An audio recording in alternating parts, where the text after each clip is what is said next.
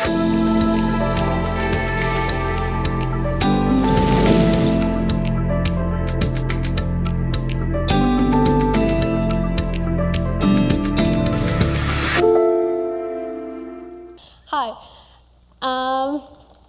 So everyone knows the highs and lows of software development. The highs where you feel super, super confident about the things that you're doing, and the lows where you're not sure anymore how you should start solving the problem. And this is especially true when developing SDKs or libraries. So this is the journey you're on most of the time. Or how I like to call it, the roller coaster ride of software development. It's a crazy ride, but it's definitely fun. And building the Sentry Next SDK gave me such a ride. And I had to dig into build tooling and bundling, and I had to learn a lot about ESM. I had to talk to a lot of different people, and I came to the point where someone was telling me, you've landed in confusing territory. I cannot cover the whole journey in this talk, but I'll definitely give you some insights into how ESM works and how it affects creating SDKs. So I'm Sigrid Huemer, and I'm working at Sentry, and currently I'm building the Sentry Next SDK, which is also known as the Sentry Next module. And I also help maintaining the JavaScript SDKs, and we have a lot of JavaScript-based SDKs at Sentry. Currently, we have 30 SDKs, and we support all different frameworks and libraries. So Sentry's SDKs are a collection of tools for capturing data on a specific platform. So this data are errors or performance data or traces, for example. And the specific platform would be Next in this case. In Sentry, you can see all your errors that were happening in production in a nice overview, and you can also see some performance data, for example, Web Vitals. You can also see all the traces of your application, so what was happening in your front end connecting to your back end. And the new Sentry Next SDK was developed as a Next module, because Next modules are the default way to create, to extend the Next application with additional features. And there has already been a community-based Next module for Sentry, and that was created by Rafal. But as you know, Next version 2 reached end of life in June 2024. So people were asking for support for version 3. And we at Sentry thought, yeah, let's just officially support Next in version 3, and people were excited about it. So what does it actually take, and what do we need to build the Sentry Next SDK? We basically need 3 things. The first thing is to let the users pass some configuration. The second thing is monitoring on the client side, and the third thing is to get some monitoring on the server side. So first, we want to let the users pass some configuration. So users can do this in the Sentry init function. This can include customization options or different integrations for your application. The Sentry SDK is then initialized with all the wanted functionality that you want. So in a super simple front-end only project, you might only need one single Sentry init call, but let's see what we need for Next. So Next includes Vue, and it also includes Nitro on the server side, which runs H3 under the hood. So we have the browser, which is client side, and we have the server, which is server side, of course. But we also shouldn't forget about the build time. So this is when we can create source maps, or we can create, or we can add plugins for Vue, for Vite, or for Rollup. And it's important not to mix up all those different runtimes and build time. So the configuration for the build time is created in the Next config. So you can create, for example, options for the source maps upload. And we also have two different runtime configs. That's, for example, the Sentry client config, which can include integrations that are only available on the front-end side. For example, replay. And we also have the Sentry server config, which includes configuration for your server side, which can be, for example, the Redis integration, because this is for your database. And this is something that the Sentry Nux SDK is doing for you, or what it is doing for you in terms of developer experience, because it really distinguishes those three different runtimes in the build time. So let's continue with monitoring on the client side. So we now have the client configuration with all the options, and it's an external file. But then I ask myself, how do I actually include this file to the user's application? Because this is an external file. And where do all the Sentry options go? So let's see what a module looks like. The module, the Nux module in general can include different plugins. So in Sentry's case, that would be, for example, a plugin that would track some errors for you. And it's also possible to add a plugin template. So this is basically a function that you can pass some a string to it, and it adds some code during build time. So this comes in super handy for our use case, because this is what's happening inside of the Nux module. As you can see here in the first line, we create an import to this external file, and then the actual plugin code is left empty. And with this, we can include the Sentry init call to the user's application. So this means the client side is initialized. And I was like, yeah, nice. Let's continue with that on the front-end side. To collect the actual error data, we can use the lifecycle hooks that Nux is providing for our plugin.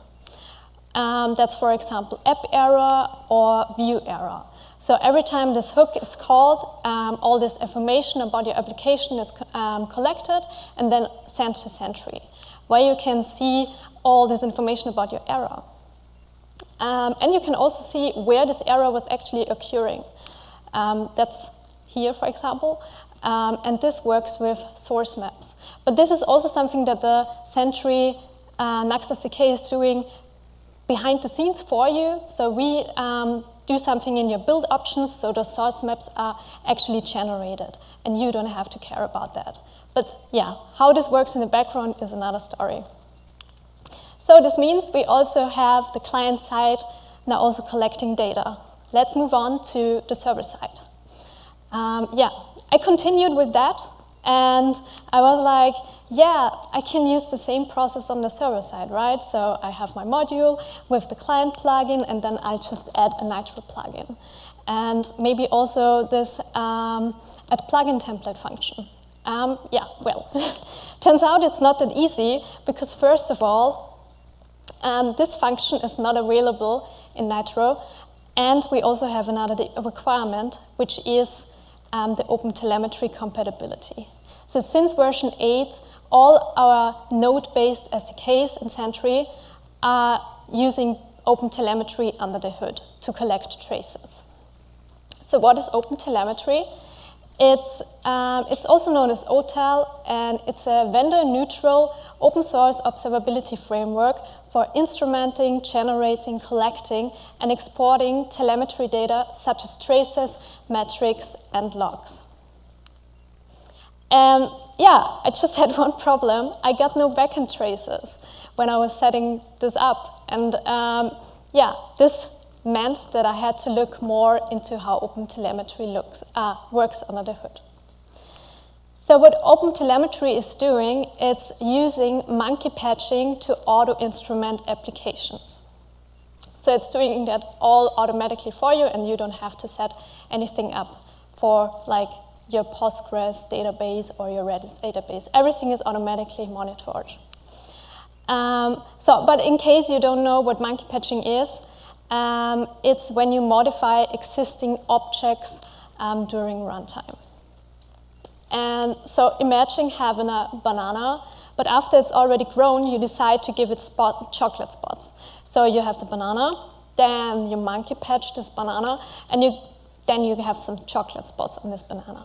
So in terms of code, that would be, for example, having the Axios library, and then you store the value of the original get, and then you monkey patch this get function, and you can add some additional functionality to it. In this case, it's just a console log, which logs monkey patched whenever you call the Axios.get function. So now that we understand what monkey patching is, let's see why monkey patching works in some cases and why not in others. And it all comes down to how JavaScript loads our code. So in CGS, it works like reading a book, line by line. So imagine having a file in CGS where you, the CGS algorithm goes through line by line. So in the first line, we assign the name. In the second line, we require the module. So we switch to the other module. And we're going to evaluate this file. So we're going to see there is an export, and we're going to export this log module. And then we return back to the other file, and then we're going to log this function because we just assigned this function a value. And this is also why, this is the reason why CGS is also called synchronous, because everything happens line by line. And CGS is also monkey patchable. So what OTel is doing is it's hooking into the require function, and then it monkey patches all the modules on the fly. So whenever you require something, it does something, it attaches some functionality to your, for example, Axios or Redis or whatever library. And let's see how this works in ESM. So you can imagine ESM like a puzzle. So each module is one puzzle piece. And the biggest difference between CGS and ESM is that ESM is split up in 3 phases. So the first phase is the construction phase, where all the modules are loaded and passed into a big module record. The second phase of the algorithm is to instantiate all the files. So you allocate some memory, and then all those files are linked. And then the last phase, the code is actually evaluated, so all those variables are assigned a value. And this is also the reason why ES modules are called asynchronous, because the loading happens in this 3-step algorithm. And ESM is not monkey patchable, but we'll continue on this later. So that's just one thing. Writing ESM syntax doesn't mean that you're running ESM. So most of the time when you write CGS in Node, it's ESM in Node, it's usually compiled to CGS. So when you look into the output, you see CGS code.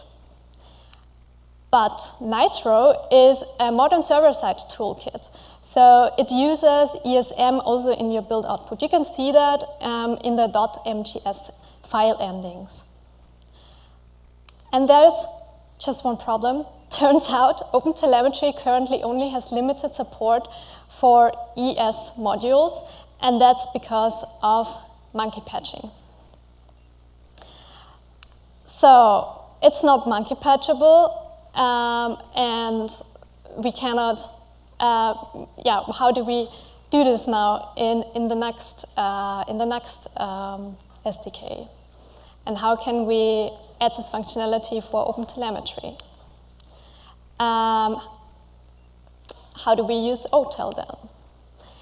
So the thing is that the immutable import bindings are created during the linking. So as already mentioned, there are different phases, and in the second phase, in the instantiation, we're going to link those files. This is basically the phase where we can say the puzzle is assembled. And after this, we cannot change the imports anymore.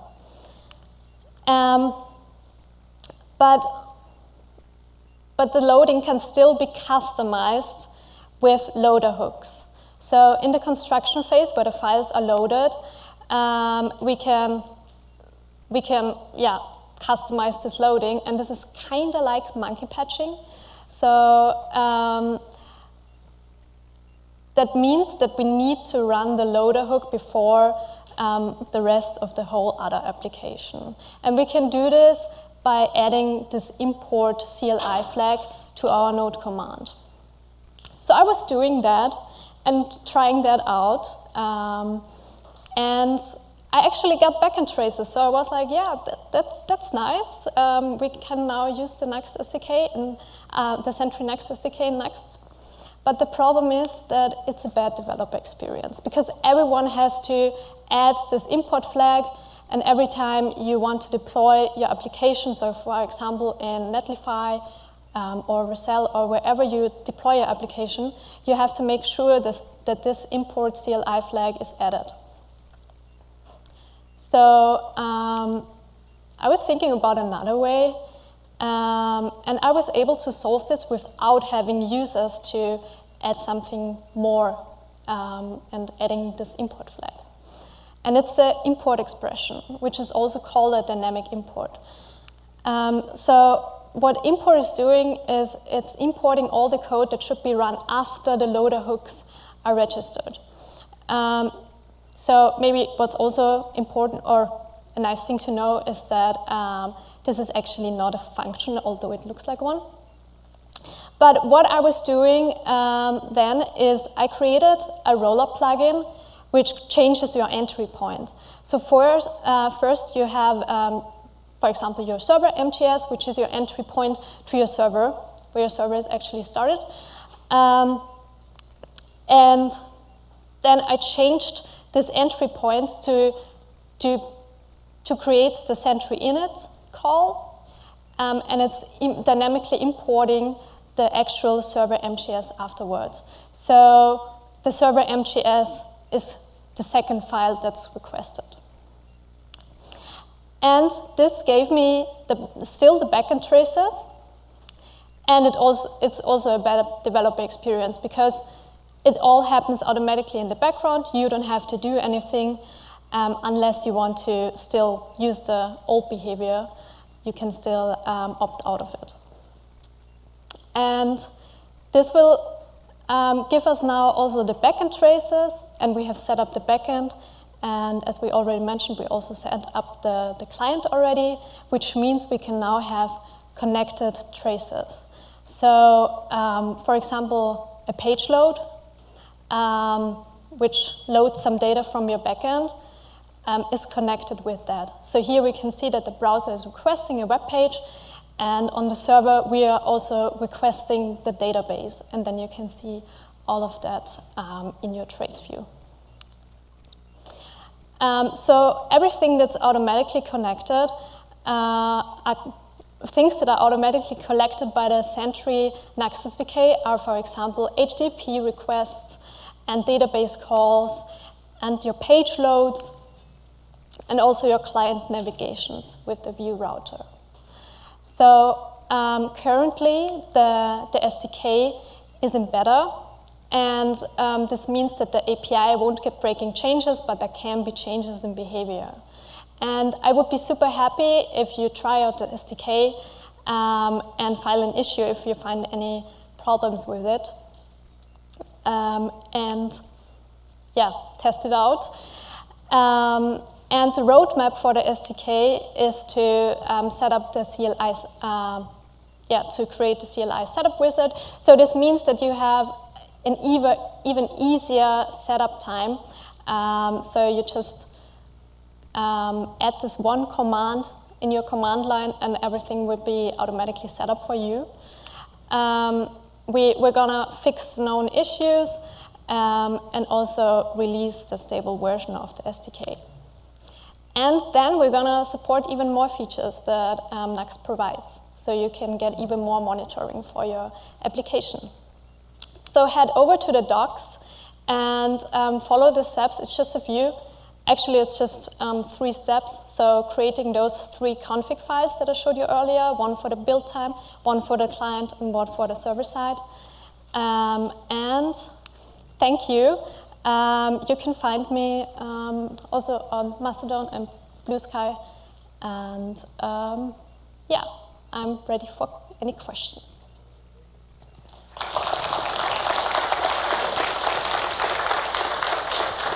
Thank you, Sigrid. Does anybody have any questions out there? Hey, thanks for the talk. Just a question. When it came to navigating this very complex scenario and understanding what you needed to do, what kind of resources did you use? Like, who did you reach out to? What kind of communities did you have access to be able to understand what you needed to do to get to this point? I was talking to a lot of my team members at Sentry because I have some amazing team members, which have worked with Node already and created the Node SDK, for example. I also read through the Node docs because there's a lot of information about how ES modules work. I was reading through MDN. So it was basically a lot of docs reading and talking to different people. Also talking to other maintainers like Nitro, talking to people from Netlify. But I think it's a general thing when creating libraries to just talk with all other people that are creating libraries that you depend on. All right, let's give it up for Sigrid. Thank you very much for this talk. Thank you.